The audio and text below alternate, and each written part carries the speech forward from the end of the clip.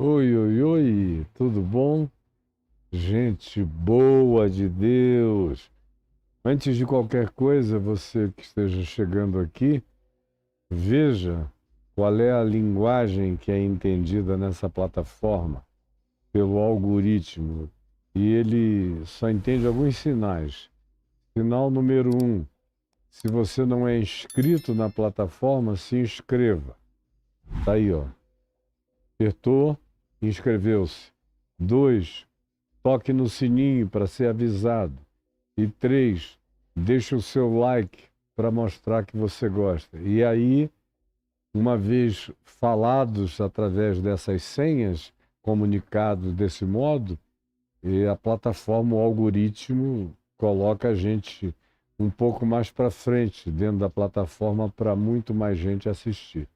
Isso você pode fazer e fazer em nosso favor. E que Deus abençoe você. A gente está aqui em Mateus 24 já há muito tempo. Eu fui e olhei o texto desse chamado sermão escatológico, ou mensagem de Jesus sobre as últimas coisas, ou pequeno apocalipse, como alguns gostam de chamar. E para mim não é pequeno nada, é a chave hermenêutica através da qual eu leio o próprio Apocalipse. É a chave hermenêutica, chave interpretativa, a partir da qual eu leio o que os apóstolos vêm a falar sobre a volta de Jesus. É a chave hermenêutica através da qual eu leio o profeta Daniel, o profeta Ezequiel, o profeta Isaías ou Jeremias, ou aonde quer que apareçam nesgas ou indicativos desse tempo, que ainda seria muito futuro para esses profetas chamados do Antigo Testamento. Então, entender o que Jesus está dizendo aqui ajuda a gente também a tirar um monte de mistificações. Porque, como eu tenho dito repetidamente a você, tudo que você lê sobre a volta de Jesus, praticamente é coisa produzida de 100 anos para cá, que não estava presente, foram sistematizações.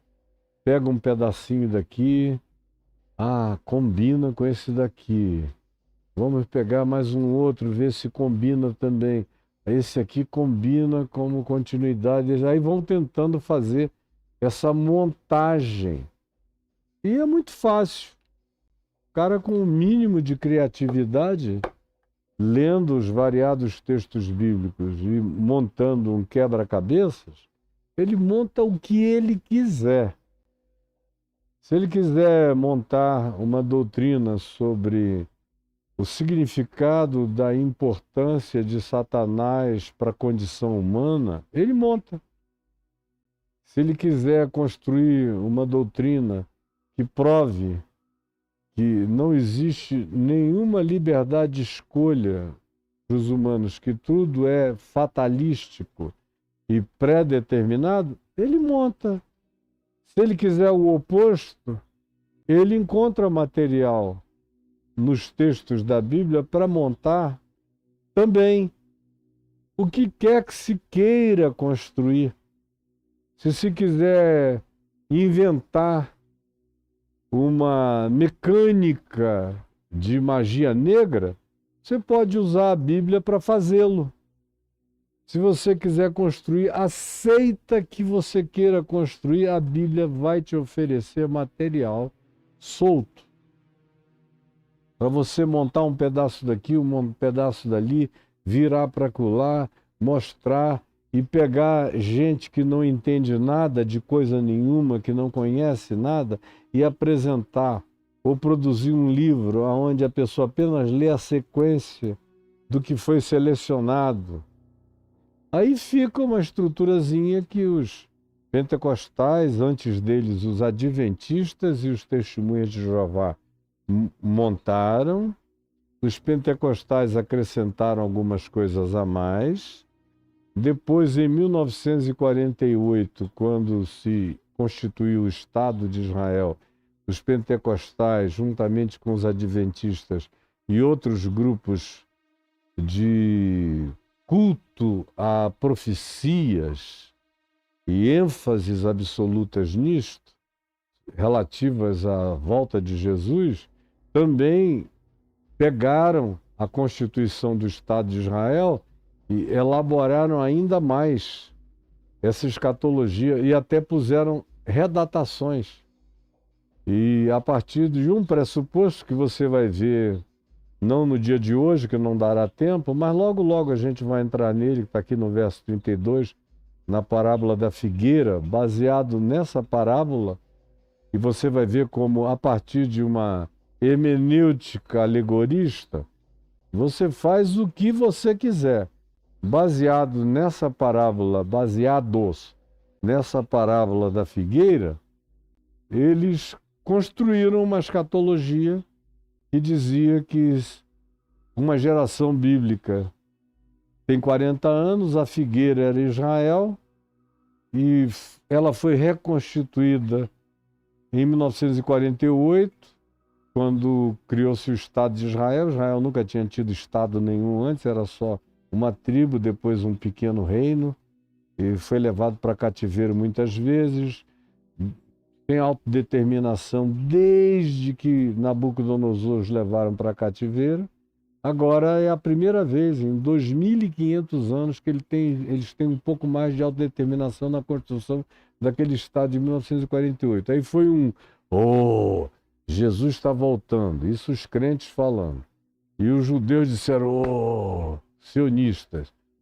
Isso é um sinal de que nós estamos nos aproximando da volta, da chegada, da vinda do nosso Messias, que nunca veio, para os judeus. E para os cristãos é a segunda vinda de Cristo. Aí veio essa doideira de 1948 para cá, foi um rolo compressor de invenções escatológicas, tanto do judaísmo quanto do cristianismo. E tudo que você lê, não era assim que Jesus pensava, não foi assim que Paulo pensou, não foi assim que Pedro ensinou, não foi assim. Na realidade, se você quiser saber o que Paulo pensava e o que Pedro ensinava, por exemplo, eles pensavam e ensinavam que Jesus iria voltar provavelmente ainda nos dias deles. Ainda nos dias deles. Todos os apóstolos esperavam que Jesus voltasse ainda nos dias deles. A primeira geração e a segunda geração de discípulos, praticamente todos eles, esperavam que Jesus voltasse enquanto eles estivessem vivos. Eles só não construíram uma escatologia, nem uma cronologia, nem marcaram datas, embora essa sempre tenha sido uma tentação. Porque estava muito fresca ainda na mente deles a palavra que Jesus disse, quando eles mais de uma vez insistiram, perguntando: será esse o tempo? Ou quando será o tempo? Dize-nos, informa-nos. Eles queriam alguma informação privilegiada. E Jesus garante que quanto àquele dia, quanto àquela hora, quanto àqueles tempos ou épocas, são expressões que Jesus usa. Dias, mês, hora, tempos, aeões. Quanto a essas definições, ninguém sabe. Nem os anjos nos céus, nem o Filho, mas tão somente o Pai. Aí vem os profetas pentecostais, aí pegam um texto de Isaías, ou de Amós, ou de qualquer outro lugar, que sugira que Deus não faria nada sem comunicar antes aos profetas, e aquilo estava no Velho Testamento se referindo a coisas tópicas e específicas que já aconteceram, aí pegam, arrancam dali aquele versículozinho com pinça, puxam e esfregam na cara de qualquer um que não tenha conhecimento. Por que eles nunca trouxeram isso para mim? Porque sabem que eu vou rasgar e fazê-los engolir essa idiotice. Mas para quem não tem conhecimento, eles jogam logo esse texto. Assim diz o Senhor, porventura farei eu qualquer coisa sem antes comunicar aos profetas meus servos? É claro, o povo não sabe. Jesus não queria que quem lesse a Bíblia não soubesse, mas os profetas dele saberiam. Jesus não estava nem pensando em Bíblia. Não existia Bíblia para Jesus. Não existia nada a não ser o que já havia na Torá escrito e que tinha sido organizado do período do cativeiro em Babilônia para frente, é que o texto do Velho Testamento foi todo começado a ser organizado na sequência que a gente tem agora. E do Novo Testamento não tinha nada, e nem Jesus mandou escrever nada, ele não tinha nenhum escriba andando com ele anotando tudo. Por isso é tão útil que a gente tenha 3 evangelhos repetindo a mesma história. Porque por essas repetições e pelas peculiaridades da identidade biográfica e do texto de cada uma dessas repetições chamadas sinóticas, na complementariedade e no embutimento dessas narrativas, a gente tem uma visão muito mais isenta, historicamente honesta e completa da pessoa e da figura de Jesus. O mais foram cartas que Paulo nunca imaginou que fossem virar textos considerados pelos cristãos, depois de alguns séculos, textos sagrados, textos que onde até as palavras e nomes citados parece que são inspirados. É uma coisa impressionante o que o religioso consegue fazer de coisas que os autores delas nem imaginavam que elas seriam, que elas se tornaram na cabeça das pessoas. Mas voltando aonde eu estava, se você quiser saber o que Jesus e os apóstolos pensavam, Jesus deixou bem claro que depois que ele fosse assunto aos céus, haveria um interregno, que a gente já viu em várias parábolas, e ainda veremos em algumas depois, nessa sequência aqui de Mateus.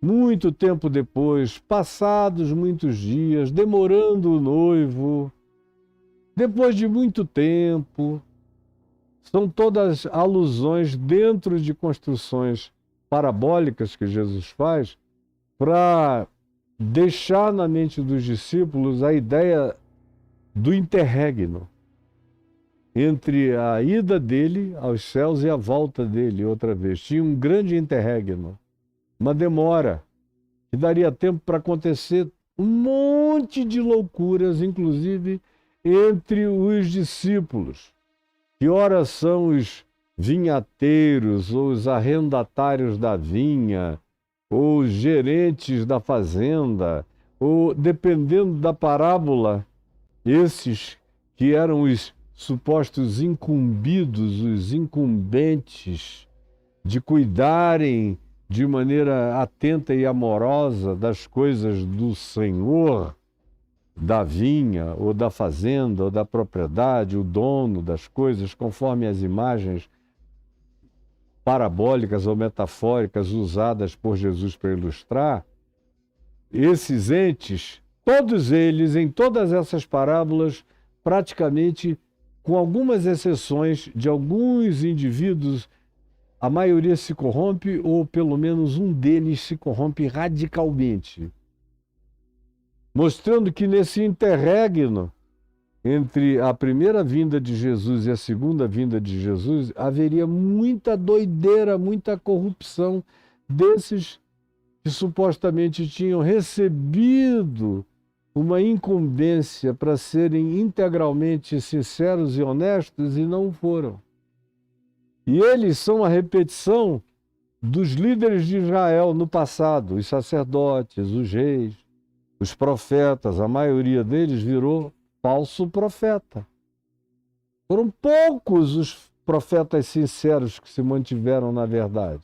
A maioria se vendeu para a corte, para o status quo, para o domínio político, para o rei, para o monarca, para o sacerdócio, para o templo, para o dinheiro, para os negócios. Sempre foi assim no Velho Testamento e na era vigente, meu Deus, só não enxerga quem não quer enxergar ou quem entrou para esse fenômeno chamado igreja ontem, não sabe de nada, só das historinhas que está ouvindo agora, e pensa que entrou no terceiro céu sem entender que ainda vai ter que nadar de braçada e de peito e cachorrinho, e fazer esforço e mergulhar e prender o fôlego e a respiração e aguentar firme e, como a gente viu ontem, perseverar até o fim.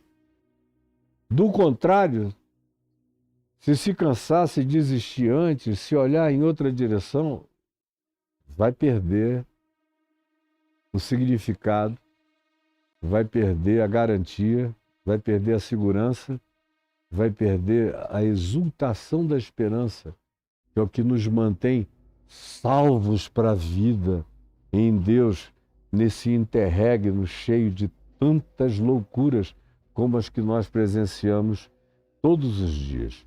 Feita essa introdução, eu fiquei ontem, terminei no verso 14, no dia de ontem, de Mateus 24, afirmando que Jesus disse: será pregado este, não é um, é este.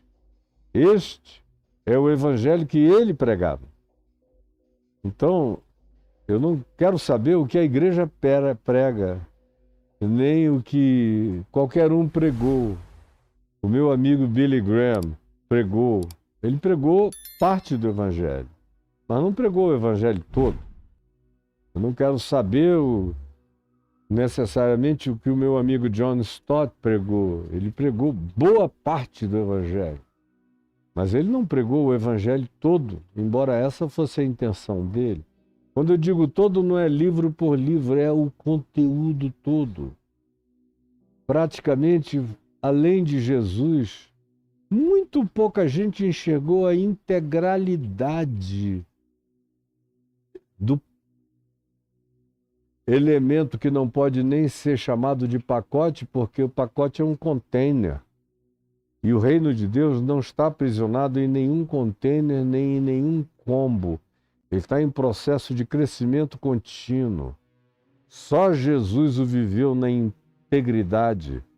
Portanto, ele diz: e será pregado este evangelho, o meu evangelho.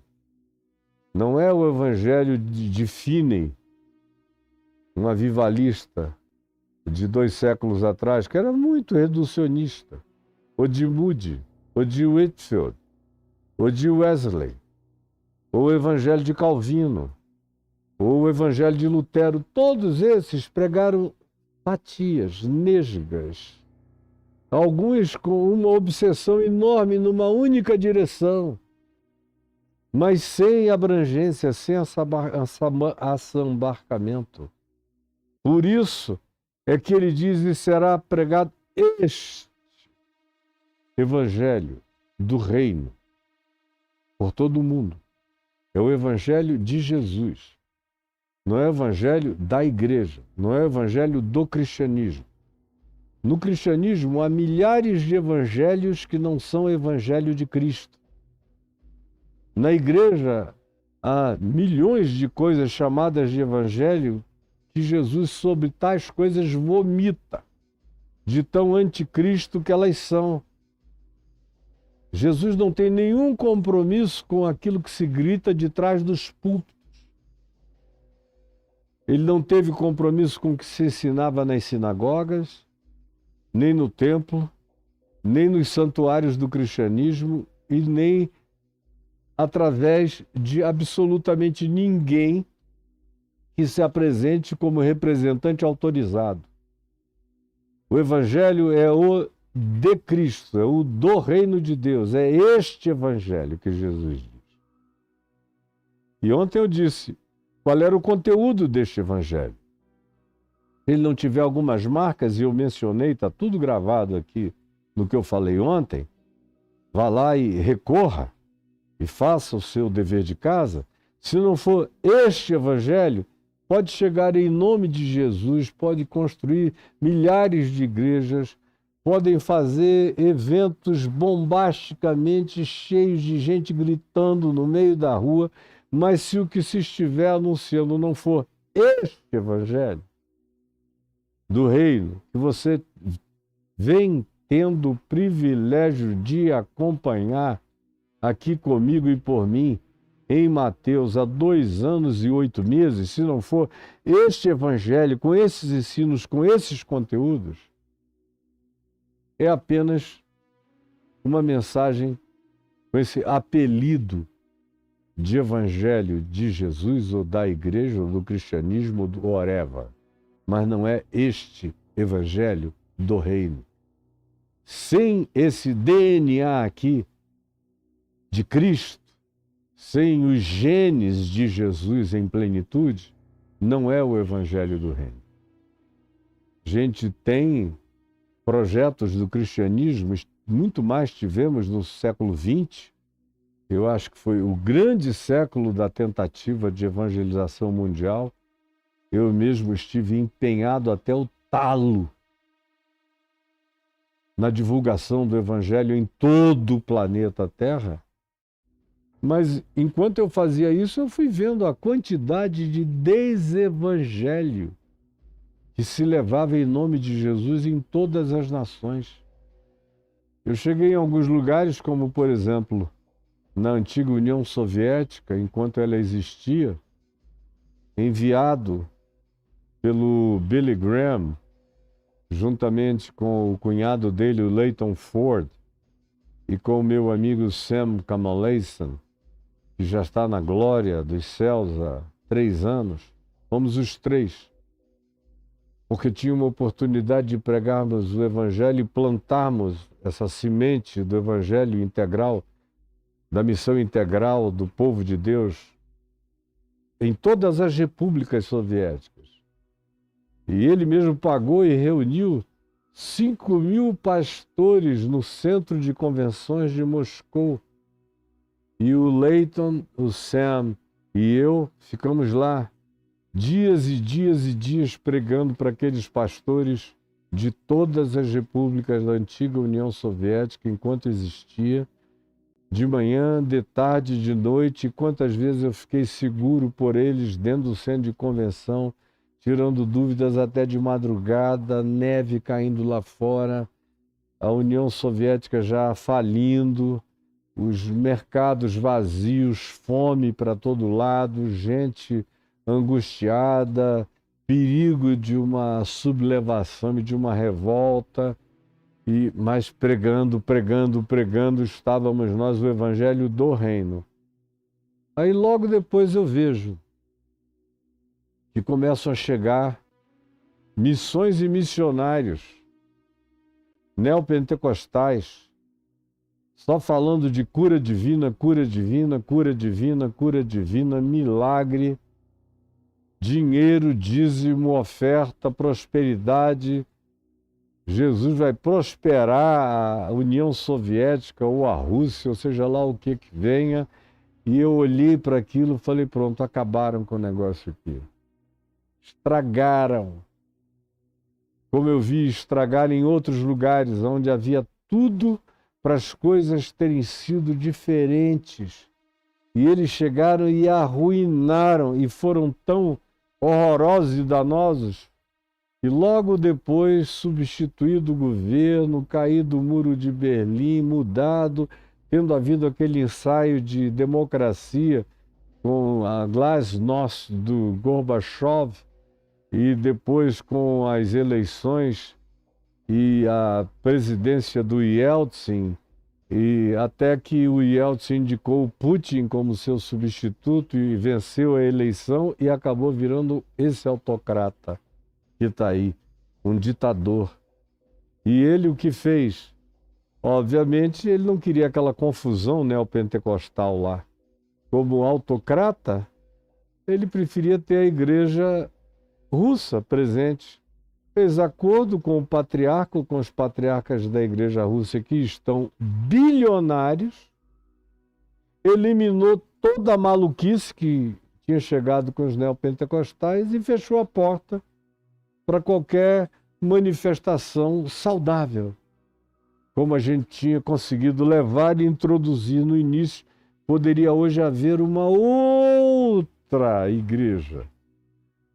Em toda a grande Rússia e na antiga União Soviética, isso podia ter se capilarizado para todo lugar, não fosse a loucura que chegou e destruiu tudo, porque não é qualquer coisa, não serve.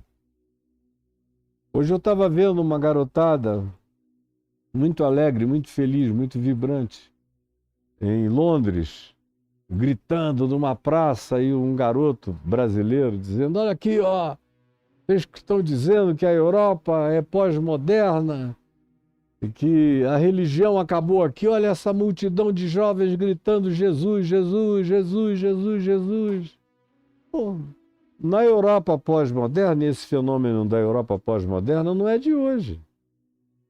Eu preguei o tempo todo na Europa pós-moderna, já tem 52 anos.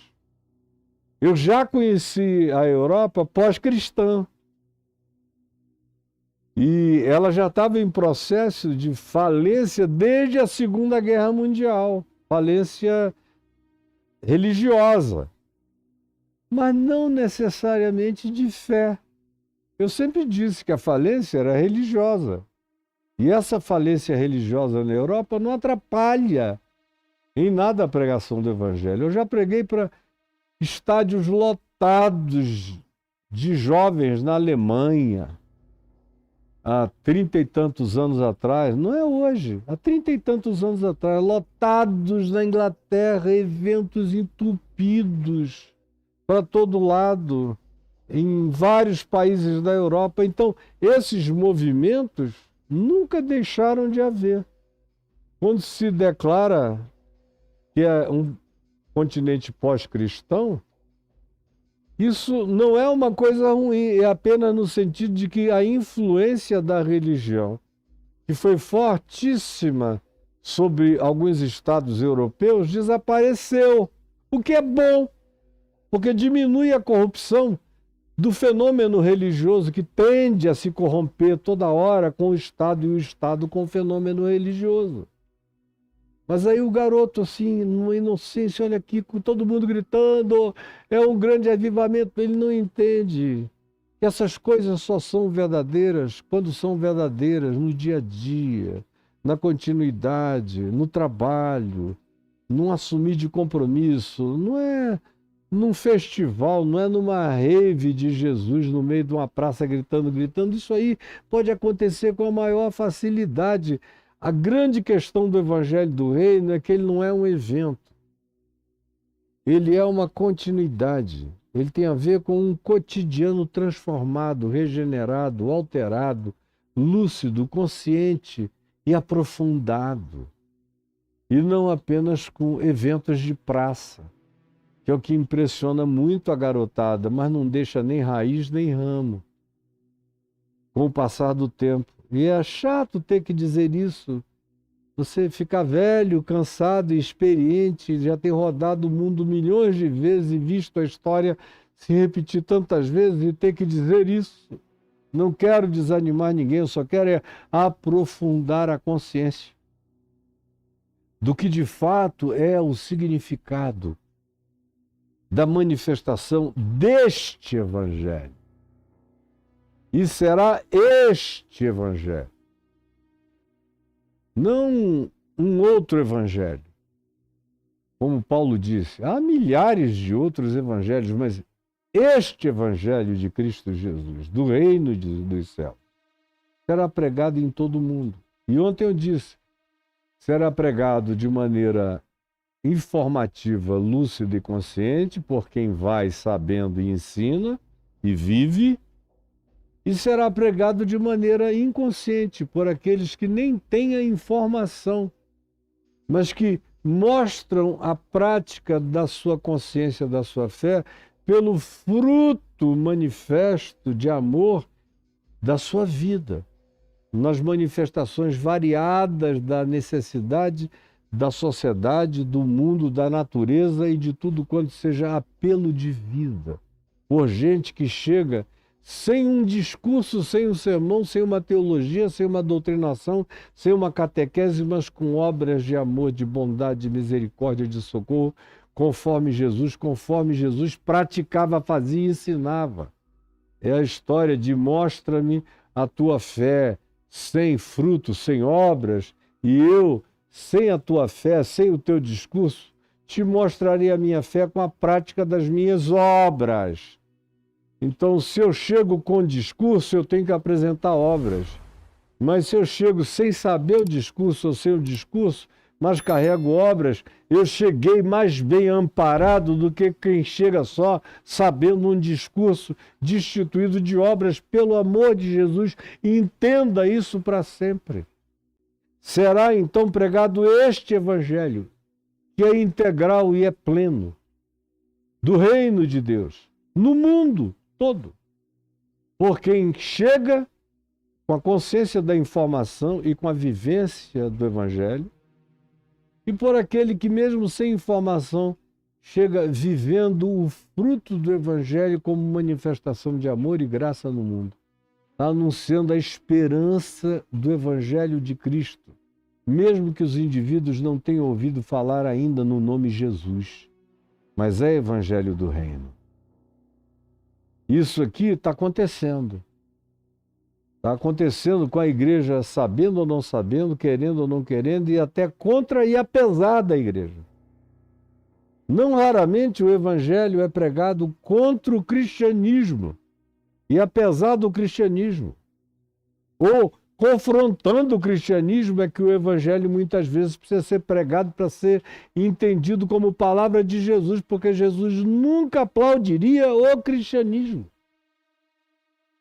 Como ele nunca aplaudiu o judaísmo, como ele nunca aplaudiu o templo, como ele nunca aplaudiu religião nenhuma. Ele ensina um caminho que é o único, de verdade e de vida, para a gente viver, não para a gente ritualizar, mas para a gente praticar nas relações aonde isso pode ser observável, que é de uns para com os outros. Ele diz, e então, depois que isso se espalhar, e que qualitativamente um grupo expressivo de pessoas numa dada geração fechar esse ciclo de consciência universal, aí ele diz, então virá o fim. E é onde nós paramos ontem e prosseguimos hoje. Quando, pois, e esse pois é um evocativo do contexto antecedente, do que se disse ontem, que é sereis atribulados, odiados. Nesse tempo, muitos hão de escandalizar, trair e odiar. Levantar-se-ão muitos falsos profetas, enganarão a muitos. Por se multiplicar a iniquidade, o amor se esfriará de quase todos. Tudo que nós vimos ontem com calma. Aquele, porém, que perseverar até o fim, esse será salvo e será pregado este evangelho do reino de Deus em todo o mundo, para testemunho a todas as etnias, línguas, povos e nações, e então virá o fim.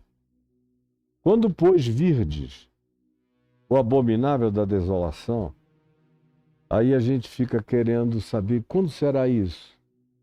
O que é isso? Quando virdes o abominável da desolação, que é uma alusão ao que está dito em Daniel no capítulo 9, no verso 22 em diante, particularmente no verso 27. O abominável da desolação. Quando virdes, ele remete a gente, portanto, para o profeta Daniel, explicitamente, do qual falou o profeta Daniel, sentado esse abominável da desolação, no lugar considerado santo ou sagrado, ou designado para isso, quem lê entenda. Então os que estiverem na Judéia fujam para os montes e assim vai. Bom, isso aqui já aconteceu algumas vezes antes. Já tinha acontecido antes de Jesus falar o que falou aqui no verso 15. Você está prestando atenção?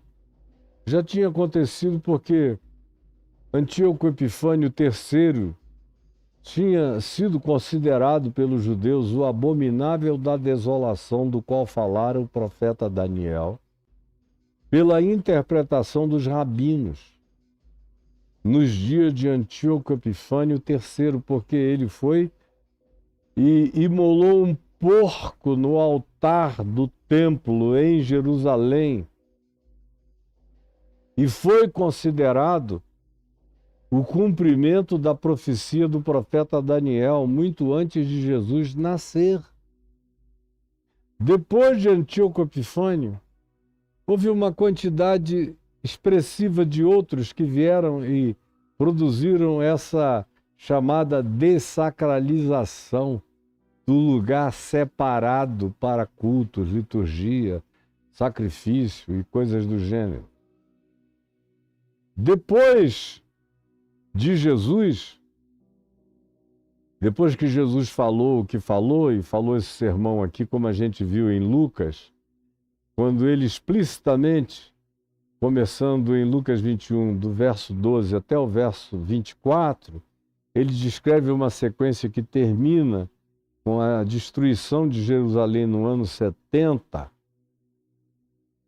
Outra vez, naquele período, aparece um abominável da desolação bem explicitamente.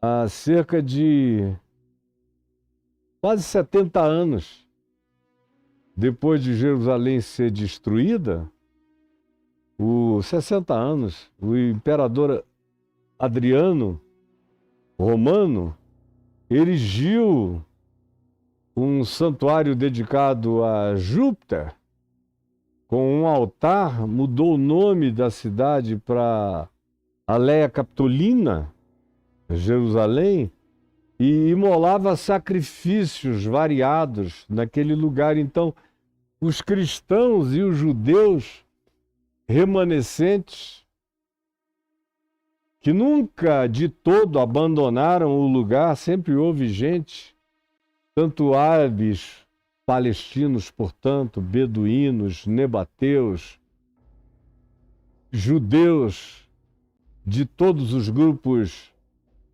de natureza religiosa do judaísmo e cristãos, sempre moraram ali, estiveram ali. Eles interpretaram aquela ação de Adriano como sendo o cumprimento da profecia de Jesus, do abominável da desolação. Nada parecia encaixar mais do que aquilo, semelhantemente, preste atenção, ao que alguns séculos antes de Jesus, Antíoco Epifânio tinha feito na imolação do porco no lugar considerado e chamado e decretado como santo.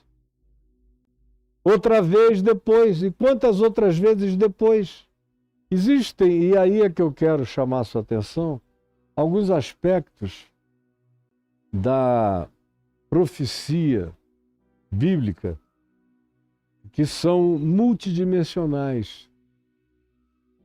Existem algumas profecias bíblicas que são tópicas e monodirecionais.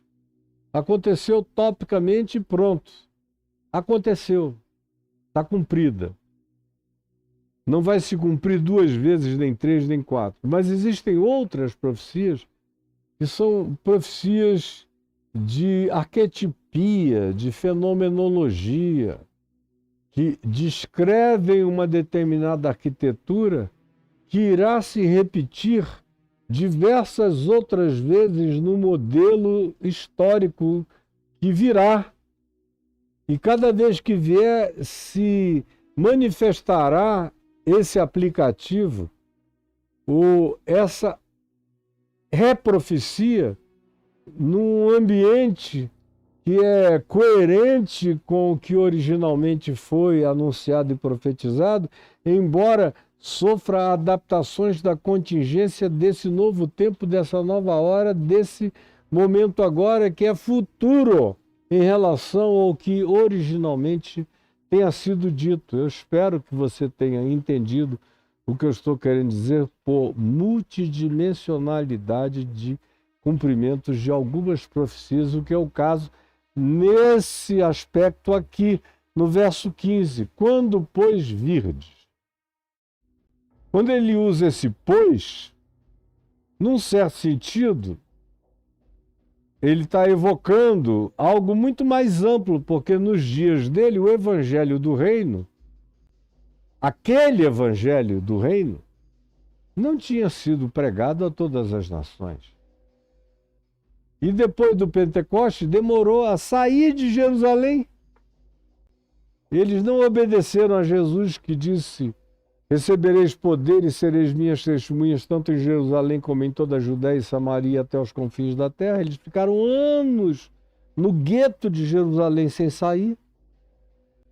Foi o martírio de Estevão que praticamente os expulsou da cidade, como diz o texto grego, os dispersou, significando os semeou por toda a Judéia, Samaria até os confins do mundo. Do contrário, eles tinham ficado enguetados ali, naquele gueto de Jerusalém, como é a tendência de igreja, virar gueto e não ir a lugar nenhum. Então, obviamente, nos dias imediatos de Jesus, este evangelho do reino não foi pregado a todas as nações. Nem no Pentecoste, quando havia pessoas de 17 nações presentes ali. Mas eles eram só pessoas de 17 nações e não de todas as nações. Isso aqui pressupunha um intervalamento, um prolongamento e uma capilarização e uma penetração multicultural, multilinguística, multiétnica no planeta inteiro. Então, essa evocação de quando, pois, virdes, nos remete de uma maneira imediata para o que aconteceu no ano 70, mas não nos deixa contidos no que aconteceu exclusivamente no ano 70. Projeta perspectivas para outros tempos mais adiante, de entes e seres humanos que chegam nesse espírito do anticristo, do antideus, da antiverdade, do anti-amor, da antigraça, da antimisericórdia, ou do culto ao ego, ou do coroamento do seu próprio narcisismo, ou de qualquer outra coisa, de idolatria personalizada, manifesta, como a gente viu desde Antíoco Epifânio, passando pelos imperadores romanos e por uma quantidade enorme de outros abomináveis da desolação que já se assentaram naquele mesmo lugar com aquela perspectiva de realeza, de agora eu tomei um lugar de centralidade universal na história convergente de Deus com os homens e dos homens com Deus, e agora eu sou o Papa da história que continua. Toda hora surge algum doido com essa obsessão na cabeça. Quando Jesus, portanto, fala desse abominável da desolação, ele está falando de alguém que já tinha se manifesto, manifestar-se-ia e manifestar-se-iam vários deles ainda algumas outras vezes na história. Mas falando de uma maneira imediata, e aí ele nos reenvia para o texto de Lucas 24, de 12 a 24, especialmente na parte que fala do cerco de Jerusalém pelos romanos e a queda da cidade no ano 70, é que ele diz no verso 16, então os que estiverem na Judéia fujam para os montes. que foi o que aconteceu no ano 70. A população que se salvou de Jerusalém se salvou fugindo para os montes, em volta. E mais do que isso, quem estiver no eirado, não desça para pegar nem mesmo uma capa dentro de casa, fuja. Porque quando esse dia chegar, vocês não terão tempo para esperar. É urgência, é o que ele determina aqui. Quem quiser fugir, saia, porque o juízo que vem será inapelável, como foi o que aconteceu no ano 70. Inclusive, a ordem do imperador Vespasiano era para não se queimar a cidade nem destruí-la. Mas alguém deu um grito de fogo lá dentro e, de repente, incendiaram o templo e queimaram a cidade inteira, e cumpriu-se a profecia de Jesus que dizia: não ficará aí pedra sobre pedra que não seja derrubada. E Jesus fala daqueles dias que a gente já aludiu aqui, vendo Mateus 24, de 12 a 24, dizendo: ai das que estiverem grávidas e das que amamentarem naqueles dias. Tudo isso a gente já viu. Mas tudo isso vai voltar a acontecer outra vez em Jerusalém. Tudo isso vai se repetir mais uma vez e outra vez. E vai se repetir uma única e dramática vez.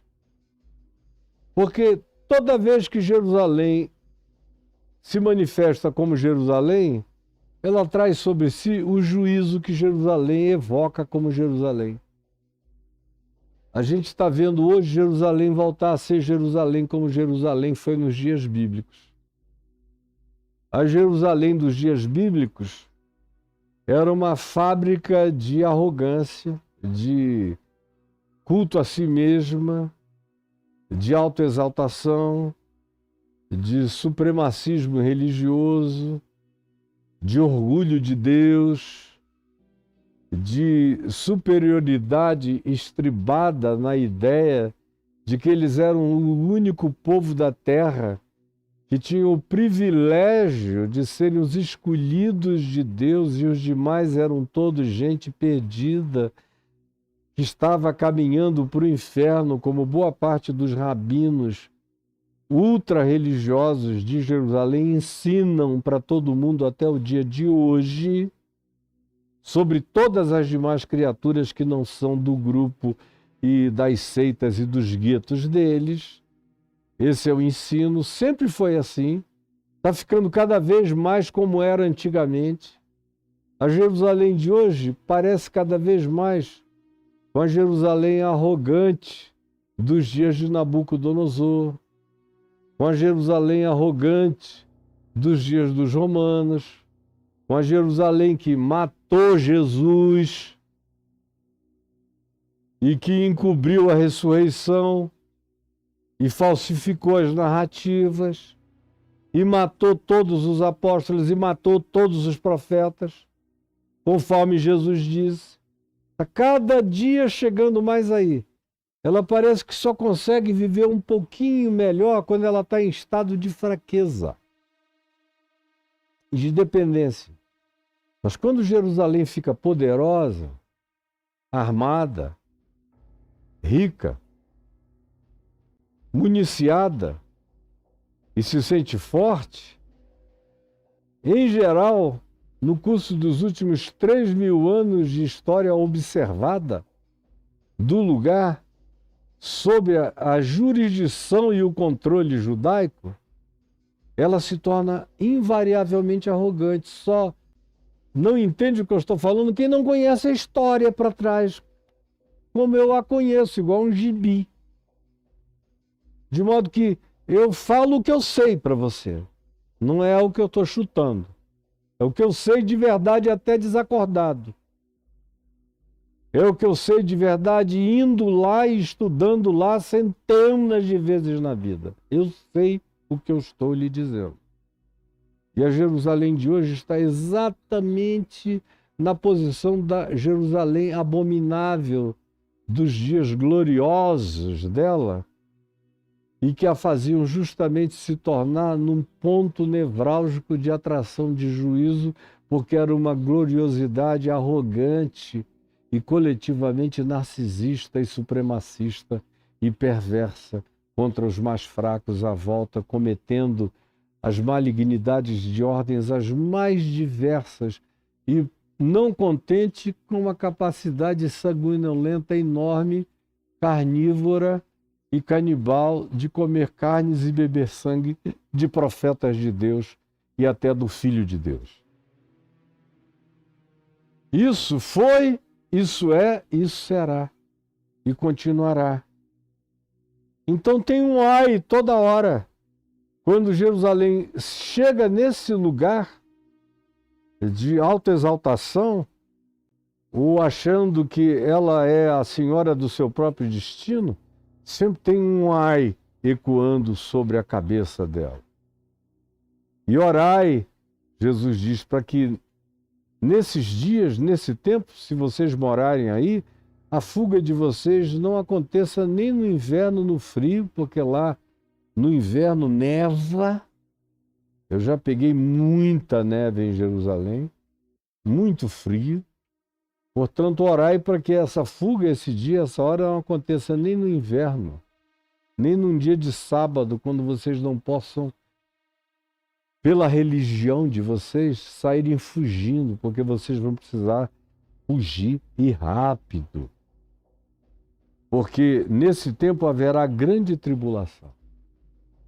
Assim como houve nos dias de Antíoco Epifânio, assim como houve nos dias do general Tito no ano 70 da nossa era, assim como houve no tempo dos cruzados, tanto dos cristãos ocupando o lugar, quanto dos muçulmanos ocupando o lugar, na alternância dos abomináveis da desolação, como também houve quando os otomanos ocuparam o lugar com essa mesma arrogância, os turco-otomanos ou os mamelucos, ou como houve no tempo do mandato inglês com essa mesma arrogância, ou como houve sempre com essa mesma arrogância, quando o príncipe Faisal achou que ele poderia ser o rei de Jerusalém e não conseguiu emplacar-se nessa função. E agora a gente vê a mesma atitude presente lá, com a mesma glória autoassumida, manifestada. Isso, como diz o profeta Isaías, é Deus falando pelo profeta Isaías, provoca coceira no nariz divino. E ele diz, eu vou espirrar você do meu nariz. Ah! De modo que eu tenho dito, e vocês prestem atenção, a Jerusalém de hoje corre outra vez muito risco, em razão das maldades que vão se acumulando. E como foi no passado, continua sendo presente. Ou vocês acham que aconteceu alguma coisa, que aquilo ali, Deus resolveu transformar aquilo na Disneylândia? Não. Como foi no passado, continua sendo presente. Se praticar o bem, se praticar o mal, é só esperar. Como foi no passado, continua sendo presente.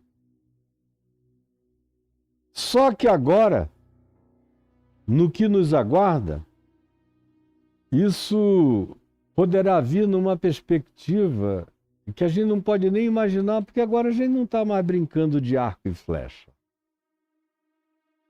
nem de catapultas, nem de jogar pedra incendiada com óleo e corda para dentro das muralhas da cidade. Isso aí não é mais guerra de Forte Apache. Ninguém precisa mais derrubar muralha nenhuma, é botão. Uma das últimas vezes que eu estive em Jerusalém, antes dessa guerra, eu estava conversando com uma local que eu já conhecia de muitos anos atrás aqui no Brasil. Ela frequentava a igreja onde eu tinha sido pastor em Niterói e depois fui pastor lá honorário ou emérito durante 15 ou 17 anos por aí. Igreja Presbiteriana Betânia, e eu encontrei, estávamos tomando um café no hotel, batendo um papo, e ela me falou que a filha dela tinha pedido uma licença do exército de Israel porque ela não tinha aguentado os estresses de combate. Aí eu falei, mas ela está guerreando em que fronte? Naquele período ali, não estava havendo nenhuma guerra conflagrada. Só aqueles aspectos tensionados de conflito que vinham presentes nos últimos 30, 40 anos, com alternâncias, que eu conhecia muito bem nos últimos 50 anos, intimamente, inclusive. Aí ela me falou, não, ela não está em nenhum fronte, mas ela é uma das controladoras dos disparos de mísseis. E ela é uma menina de 22, 23 anos, uma garota, jogando videogame de míssel e controlando os outros garotos. Tudo menino, não tem velho ali jogando aqueles negócios. Mirando tal, vendo o mapa, com as coordenadas todas, o que é isso aqui? Ou a informação que chega do Mossad. Pode ter gente escondida aqui e ali, vai, aquela tensão, vamos jogar aí, zup. Aí vem tudo ao vivo. Depois vem o resultado, centenas de mortos, de braços arrancados, de gente estourada para todos os lados.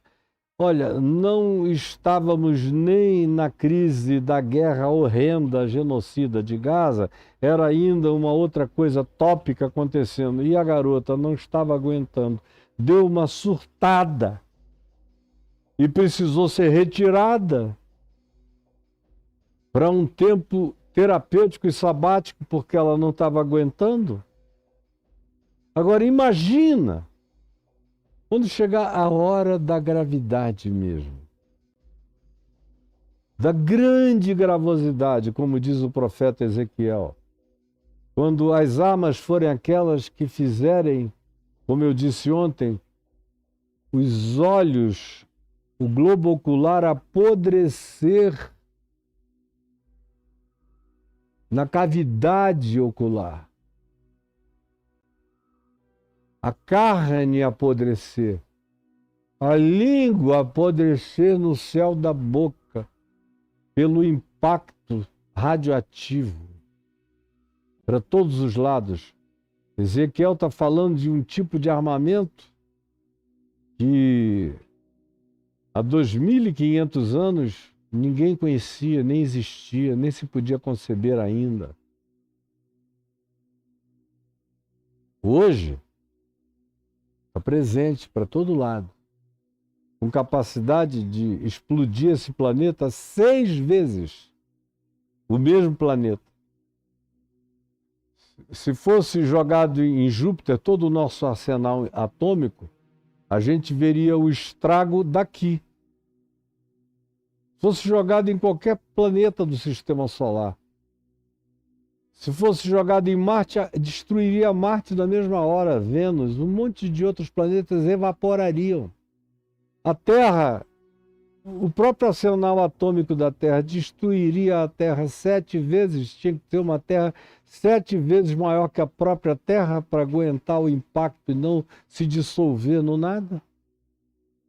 Para você ter ideia do que nós somos insanos a ponto de construirmos para nós mesmos algo que nos mate 7 vezes.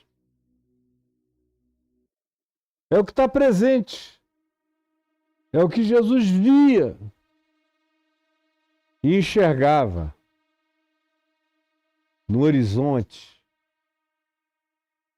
E enxergava sozinho. E ninguém mais enxergava